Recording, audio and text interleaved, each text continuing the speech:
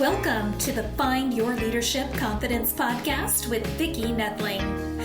You are about to discover impactful lessons that help you grow as an individual, grow your confidence, and find the positive and good within you, so you powerfully and authentically become the best version of yourself. Be sure you visit our website at www.findyourleadershipconfidence.com. While you're there, subscribe to us via your favorite network. Now tune in, get ready, and enjoy the journey of emerging as a leader of exception in the 21st century. Welcome, everyone, to the Find Your Leadership Confidence podcast. I'm your host, Vicki Noethling, coming to you from Roswell, Georgia. The goal of this podcast is to bring topics and guests that will empower you to become that confident leader and take your business and your life to the next level. Today, I'm very pleased to bring to you Barbara Nangle, and let me tell you about Barbara. She is a boundaries coach, speaker, author, and founder and CEO of Higher Power Coaching and Consulting, and host of the podcast Fragmented to Whole, Life Lessons from 12-Step Recovery. In 2015, at the age of 52, after decades of therapy and tons of self-help work in a variety of areas, Barb found herself in 12-step recovery. She's been in two such fellowships since then and has changed deeply and profoundly as a result. As a former addict and people-pleaser rescuer, how many of us are that? She empowers people to thrive and take more control over their personal and professional lives by coaching them to build healthy boundaries. She works with organizations in helping professionals as well as women entrepreneurs to avoid burnout and reduce turnover. Her specialty, or specialty, as we say in Georgia, is working with women who focus on what others think and neglect themselves. She's coached hundreds using her exclusive BUILD, B-U-I-L-D framework. Today, we're going to talk about a subject that I know will resonate with many of you. Learning how to say no without guilt and shame. So please join me in welcoming my guest, Barbara Nangle. Barbara is so excited to have this conversation today. Thanks, Vicki. I actually go by Barb. I feel like I'm in Awesome. trouble when people call me Barbara. Well, that's good because everywhere in my notes now I have Barb, so that's good. So we always start with very easy two questions. First is, where do you call home? Where do you live right now? New Haven, Connecticut. Connecticut. And so we talked about your journey, and I just wanted to dig a little deeper into the backstory of really what your journey was like that's really led you to who you are today. So what I didn't say to you in the bio that you read is the thing that landed me in 12-step recovery was I hit a codependent bottom. And if people don't know what codependence is, welcome to the club. I didn't either, even though I had done all of that self-development work and decades of therapy. So people who are codependent are essentially focused on that which is outside themselves. So what is he doing? What is she doing? What are they doing? What does he need? She need? They need? What does the organization need? What does the cause need? And they neglect themselves. And they often actually try to control those other people, places, and things. And I think the classic codependent, but not always, is someone who is in a relationship with an addict or an alcoholic. And so that was me. And the bottom that I hit was a result of inviting a homeless friend I met through church to stay in my home during a snowstorm, which I now know is not normal. And he stayed, and then I invited him another time and another, and within a few weeks, he was practically living in my house, and I very soon felt trapped in my own house. And one day I was talking about him in therapy. Now, he was a self-declared addict and alcoholic. I now think on reflection that perhaps he also had a personality disorder, because this guy messed with me in a way nobody ever had, with my head, especially. Yeah. And in mid-sentence in therapy, I was like, do you think I need to go to Al-Anon? And my therapist was like, yes. And so in case people aren't familiar with Al-Anon, it's a 12-step recovery program for the loved ones of alcoholics. And you might wonder, why do they need a 12-step recovery program? And they need one because the things we sort of do naturally with the goal of trying to, quote, help our alcoholic loved ones either stop drinking or get into rehab or get into recovery or whatever that means, tend to backfire, and they're counterproductive, and we end up focusing entirely on them, neglecting ourselves, becoming resentful, controlling, full of probably potentially rage, but also just utterly exhausted and depleted and hopeless. And so, sometimes it actually gives them, the alcoholic, excuses to drink. So then they start blaming you, and then you start questioning. So the very first 12-step recovery program ever was in the 1930s, Alcoholics Anonymous, and the second one was Al-Anon, because they realized this is a family disease. It's not just the person who's the addict or the alcoholic that has a problem, it's everybody around them. And it's also intergenerational. So you talked about codependence, but and you mentioned that you had that aha moment about Al-Anon, and but what is the most important mindset shift that you experienced in your 12-step recovery? Yeah, for me, Vicki, it was absolutely coming out of victim mentality, but I just want to make a note. I never went to Al-Anon. I went to Codependence Anonymous, then Adult Children of Alcoholics and Dysfunctional Families, or ACA. That's my main program. And I'm also in Overeaters Anonymous. I'm down over 100 pounds from my top weight, but that was it didn't all happen all at one time. But for me, coming out of victim mentality was by far the biggest paradigm shift of my recovery. So what that meant for me was that I started to see, when I did my relationship inventory in recovery, that for every single man I had ever dated, my thought was, well, if he would just fill in the blank, then everything would have been okay. So when I saw that I thought that in every relationship, I was like, wait a minute, this is like me acting like I have nothing to do with the status of any of these relationships. And then I started to realize, oh my goodness, I have the same mentality in my friendships, in my family, and with all of my colleagues. And so for me, like, I am not the quintessential victim. When we think of someone with victim mentality, we think of someone who's like, woe is me, the world is against me, I can't, I can never win. That's not me. I always felt like a powerful woman of agency. So my victim mentality was much more subtle and insidious. And I'll give you a basic example. This was huge for me. I was driving during a very tight traffic jam one day, and the third time I went to really powerfully press on the brakes, the thought came into my head, I need to leave more space between cars. And I went, oh my God, that's my program. It's working. It's me. I'm the problem. I need to leave more space. And what unfolded, I had this like cascade of understanding and revelation about myself, that I had this belief that was very subconscious, that there should not be traffic, at least not when I'm driving. And here's the thing. Highways were built for traffic. So I act like traffic was happening at me or to me personally. That is victim mentality. I also, when I hit this codependent bottom, I was working full time at Yale University. I had been there for 17 years, working for the same boss who I loved dearly, but she also drove me crazy. And essentially the issue was she was super unreliable in every possible conceivable way.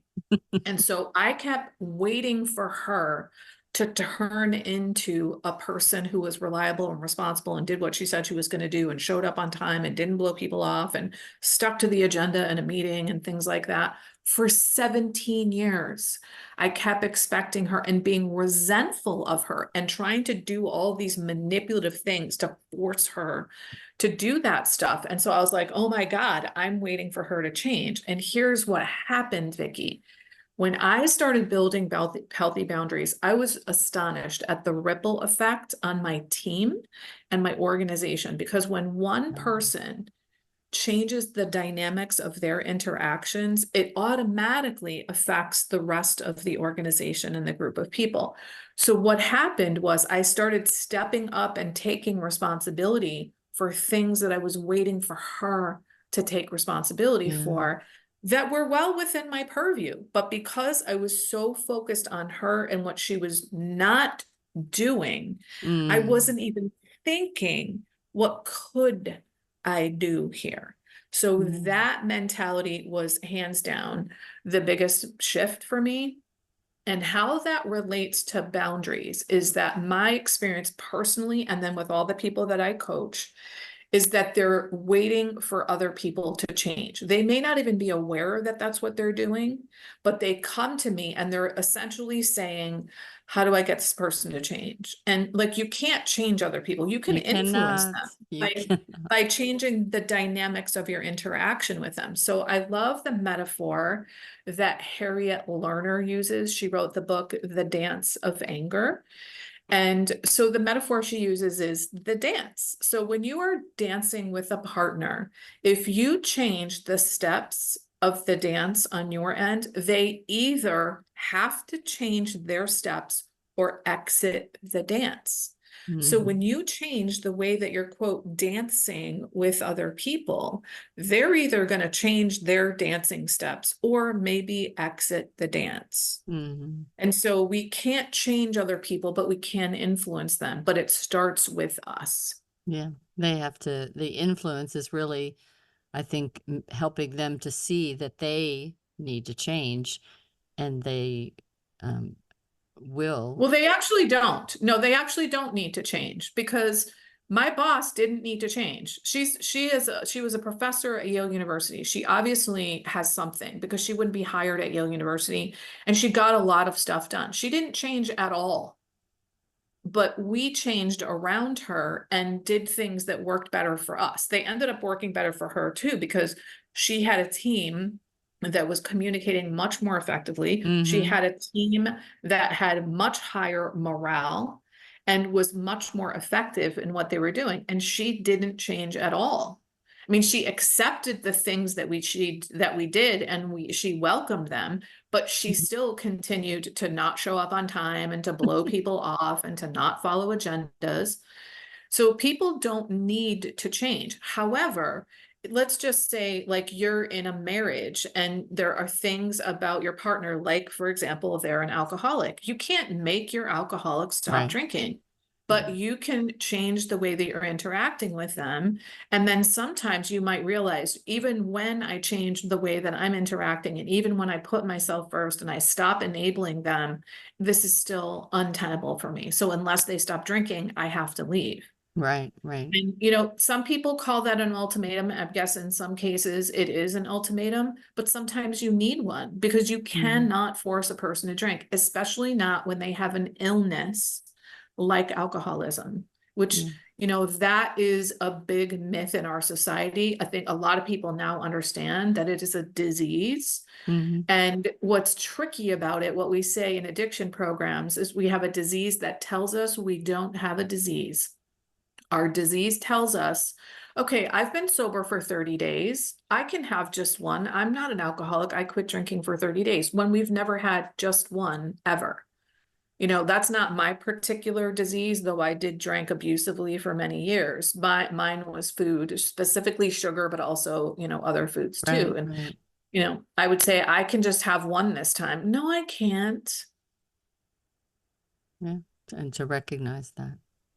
So how do people deal with guilt and shame they feel about setting boundaries? You know, So especially I think in family dynamics that comes in. Yeah, especially. Yeah. So the hardest boundaries to set are those with people that you have long-standing relationships with, because we're always teaching people how to treat us. We might be teaching them, treat me the same as you always have, treat me the same as you always have, treat me the same. But when we start building healthy boundaries, we're reteaching them how to treat us, and we're teaching them new ways.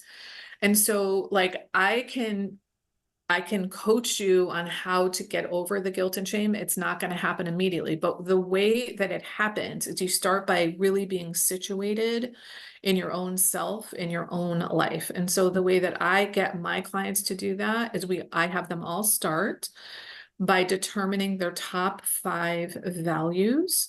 And then you use your values as sort of like guideposts for when and where to set boundaries.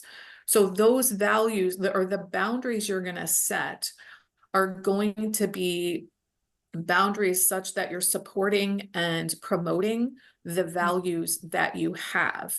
So for example, if you say, you know, health is a really important value for me, I'm going to have time boundaries in my life so that I can devote time to promoting and supporting my health, like, you know, exercise classes, preparing healthy, wholesome meals. I'm going to have financial boundaries. You know, I might pay extra for organic food. I might pay for exercise classes or equipment or a personal trainer, that sort of thing. And so when you start setting boundaries that are all in alignment with your values, you are bringing yourself back to integrity with yourself. Integrity is another word for wholeness. So when you're whole and you're living in integrity with yourself, you are stable in your foundation. And it's a lot easier to take other people's judgments, and you know I'm doing this for me. And so like health is an example for me. So let's say somebody invites me to go to a brunch buffet on Sunday at 11 a.m. I'm not going to accept that invitation. I'm probably going to say, oh, you know, I can't do that, but I'd love to meet you for coffee or maybe go for a walk or something. Because 1, I eat 3 meals and 2 snacks a day, and that's not at 11 o'clock in the morning on a Sunday. Number 2, buffets don't work for me. I'm a compulsive overeater.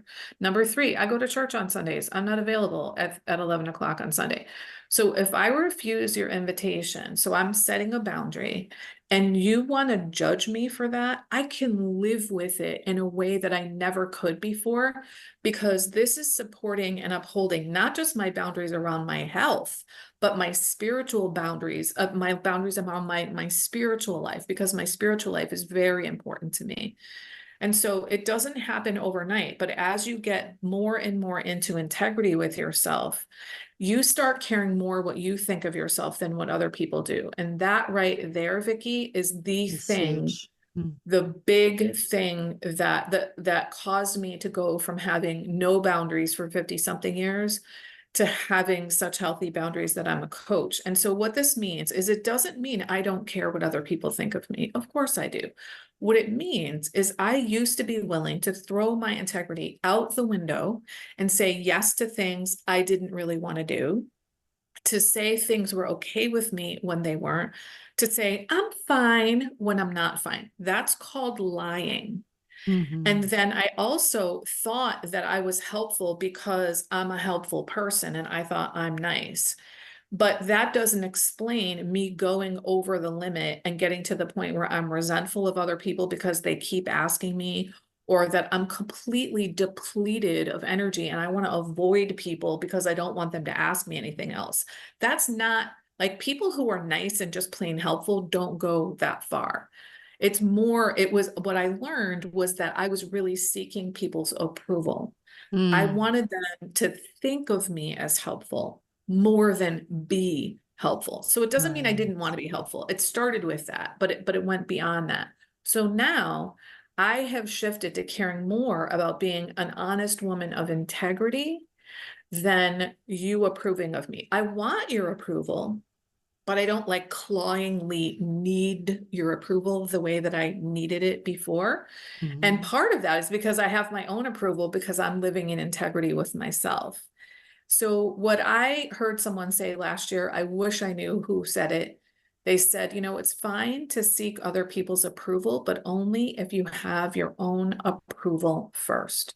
So if you are going to do something to be helpful to someone else, but you're going to feel like crap about it, don't do it. Right. Because your integrity matters and what you think of yourself matters. Now, this doesn't happen overnight, but learning how to change any behavior pattern doesn't happen overnight. Right. And so it's a process, it's an experimental process too. Like like, I don't know what my limits are because I've never had them. So I have to make an educated guess, act on that guess, set a boundary and be like, okay, how did that feel? And then act accordingly. So the first time that I remember knowing this is me setting a boundary, this was me, Vicki. Wham! Ooh, ugh, way too harsh. Okay. Now, if I had known it was going to be way too harsh, that's not the boundary I would have set. But I didn't know because I didn't know. And Right. so the way that I think of that, this is another piece of wisdom I got from recovery, is that learning that was too harsh was info, not ammo. In other words, this is information for me to learn, integrate, and grow from. It is not ammunition to beat myself up. Because if I'm beating myself up, I end up battered and bruised, and there is Right. no place from which to grow. And even though I always felt like I liked myself and had high self-esteem, recovery showed me that I was almost like scanning the horizon at all times, like, where can I beat myself up? Where can I beat myself up?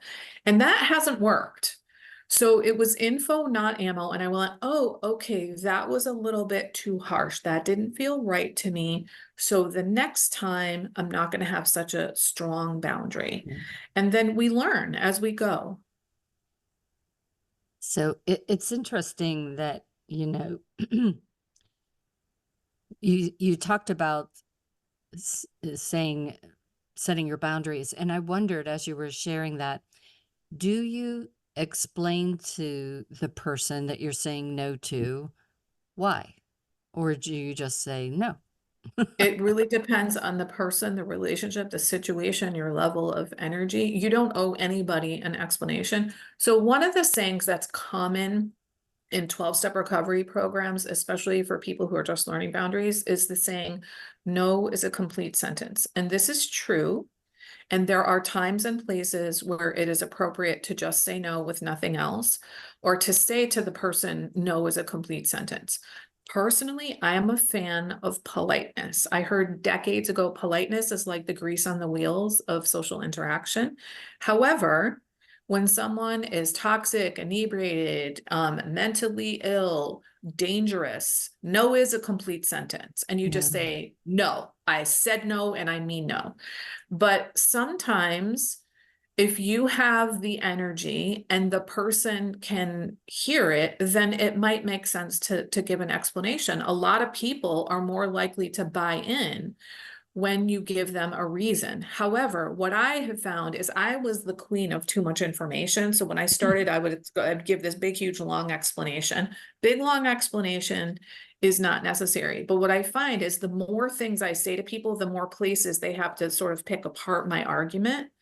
So saying something like, that's not going to work for me, that's enough of an explanation. And if they say, why not? Then you can say it just doesn't, because it's not their business to get into your life and your schedule and your priorities and all that kind of thing. Right.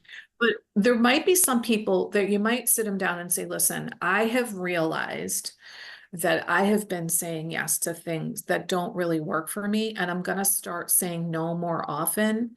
And it's really for me, not against you. So I would love it if you could really help me with this. So there's going to be people that are going to be like, absolutely.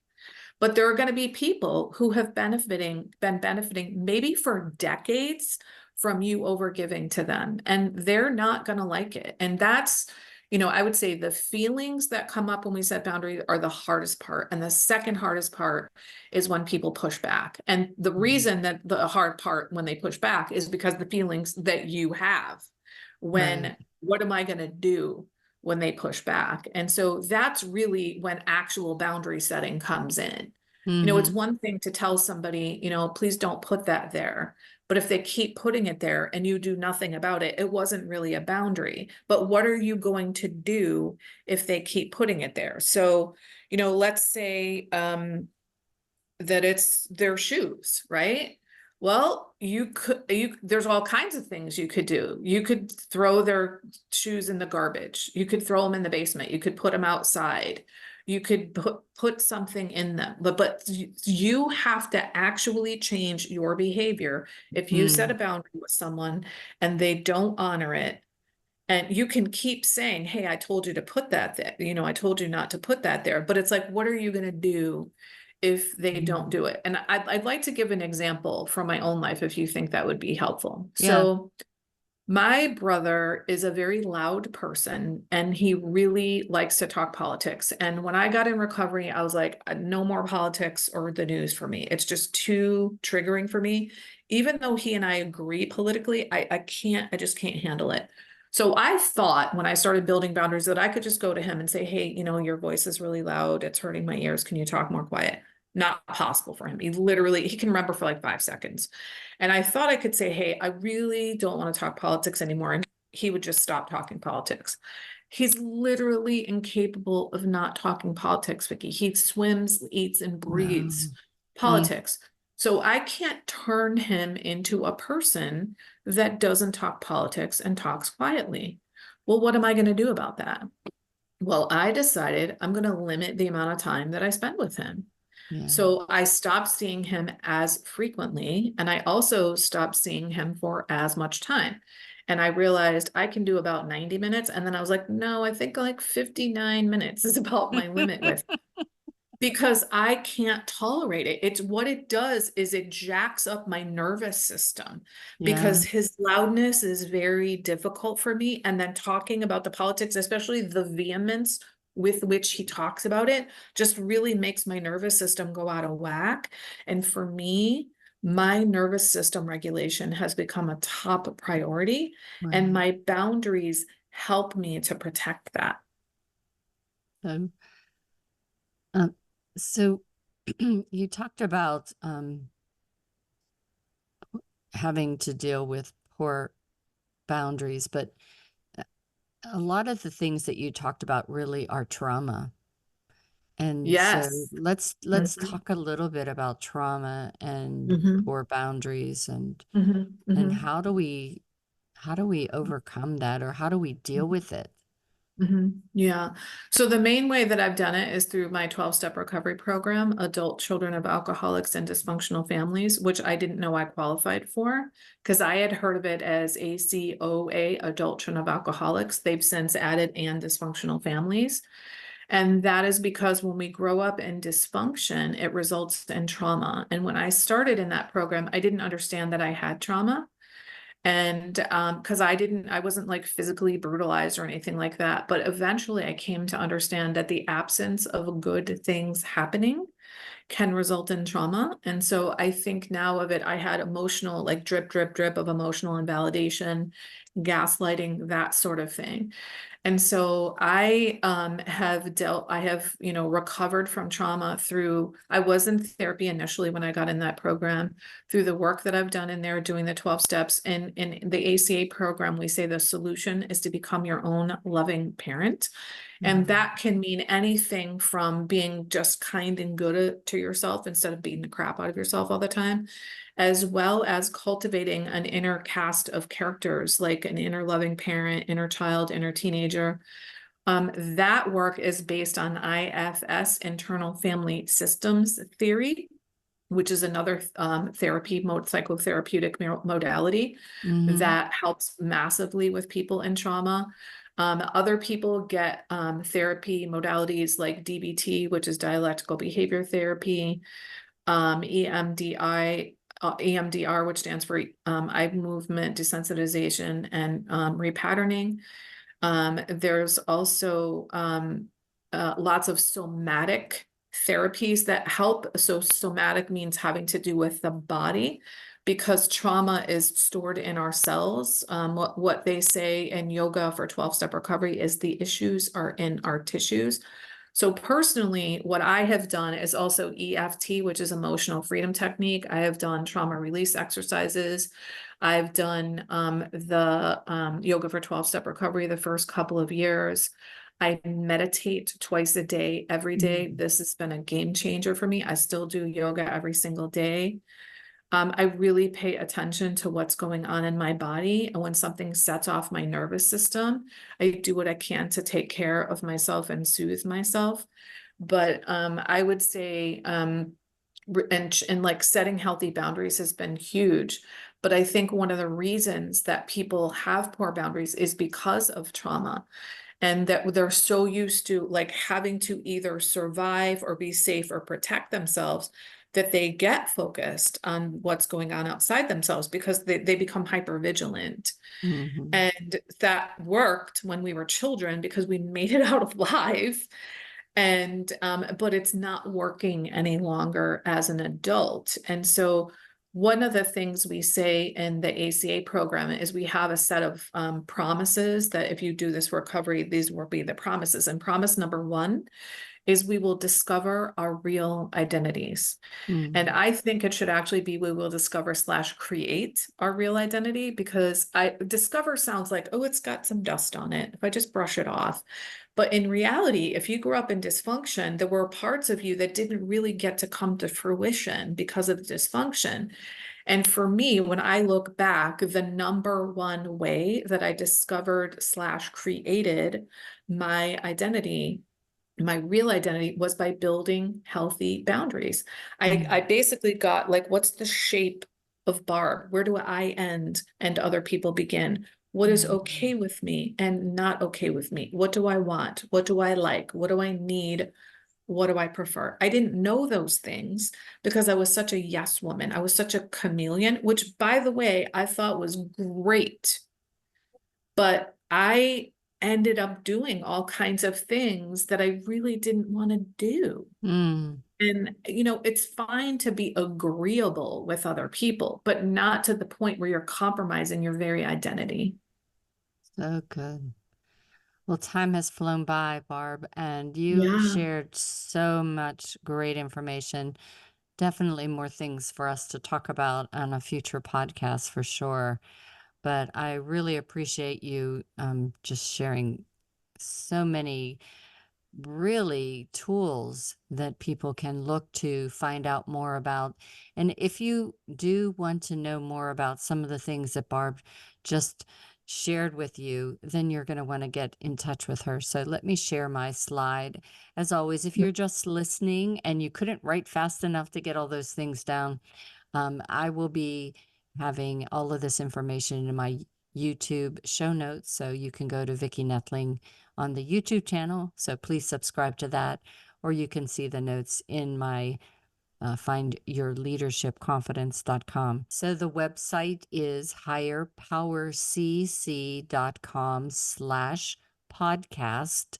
Again, higherpowercc.com/podcast. On LinkedIn, it's Barb Nangle. Instagram is Higher Power Coaching. Facebook is Higher Power Coaching, initial capped. And YouTube is at Higher Power Coaching. I'm going to turn it over to Barb to talk to you about what her call to action is for today. So I have just recently completed something I am super proud of, and it is a free boundary building starter kit. So you can go to boundariesstarterkit.com. This is going to get you well on your way to building healthy boundaries. There are 9 videos. There is a podcast playlist, which at this moment is 35 podcasts, but it's an evergreen playlist so that when I add new episodes, they will add.